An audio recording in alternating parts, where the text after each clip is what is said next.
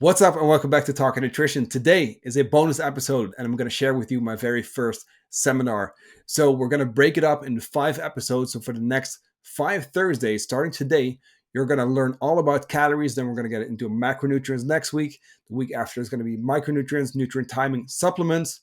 Then we're going to get into metabolism, periodization, and then lastly, we'll get into flexible dieting. I want to share this with you because I think, first of all, it's kind of nice to kind of refresh on the basics, right? And just to do a little bonus episode for you, 10 to 15 minutes every single Thursday for the next 5 weeks. I hope you enjoy it. If you want to learn more about any of the topics, remember that on Spotify, you can actually submit questions because I do actually want to do a Q&A episode pretty soon again. So that being said, let's just get into it. First part of my nutrition seminar, the principles of nutrition. We're going to start off with calories. Enjoy. So for the first part of this presentation, we are going to use the nutrition pyramid by Dr. Eric Helms, researcher who came up with this framework. I got to shout him out because I didn't come up with this pyramid. I wish I did. I tried to come up with my own little infographics and I had like a pie chart and all this stuff, but nothing shows it as good as this pyramid. And it also perfectly shows the way I work with my clients. So that's why we're going to run with it today. I see at the very bottom of the pyramid, it says behavior and lifestyle. It comes down to you taking action, your behavior, your lifestyle. At the end of the day, you're in control. So we can talk about this all we want, but if we're not changing our behavior and lifestyle, fundamentally change our habits, it's not going to last. Foundation of the pyramid, energy balance. Everything comes down to calories in, calories out. You know, a lot of stuff that's very confusing online these days because there's a lot of people who say calories don't matter. It's hormones. They actually both matter. Hormones matter because they influence calories in and calories out. You can either be in a calorie deficit, which means that you're eating less than you're expanding. It can be at energy balance. It's more like a range of like 200 calories where you roughly maintain your weight.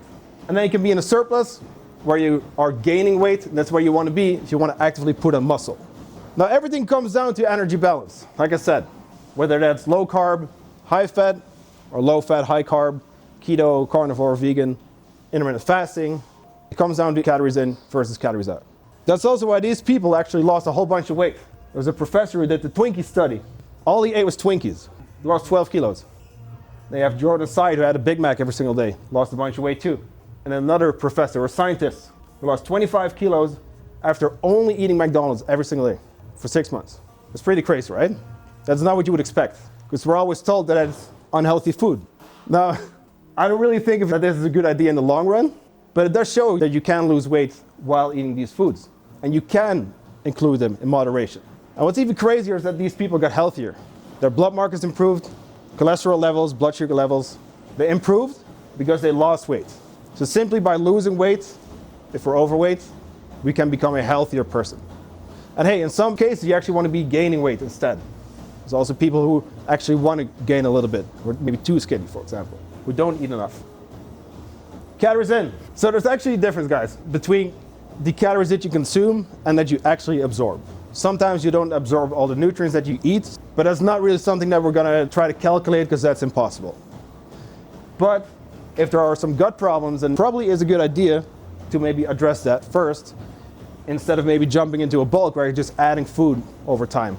Because then we're just adding fuel to the fire, right? Probably not a good idea. So when we're talking calories in, if we're trying to control it, we're just looking at the nutrients that you're eating. So calories in comes from protein, 4 calories per gram, carbohydrate, also 4 calories per gram, fats, 9, and then alcohol, that's 7 calories per gram. It's not a macronutrient. The other 3 are macronutrients, but alcohol, I gotta mention it, because it is an energy source. How do we expend calories, guys? A little bit of help here. How do we burn calories? Anyone? Don't be shy.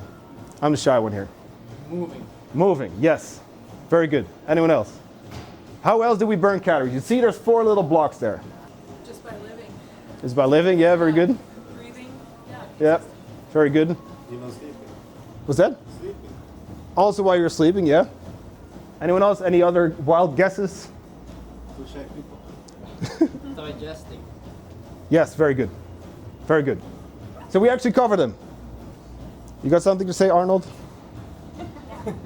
He just come. Very good, actually. Calories out. You have your resting energy expenditure, your BMR. That's that big block, 70%. Imagine you'd just be lying still all day in bed. There's no food in your stomach. You're not moving or anything.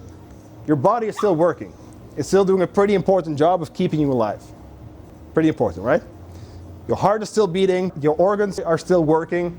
There's a whole lot of stuff going on in your body constantly, also while you're asleep, and also without even moving.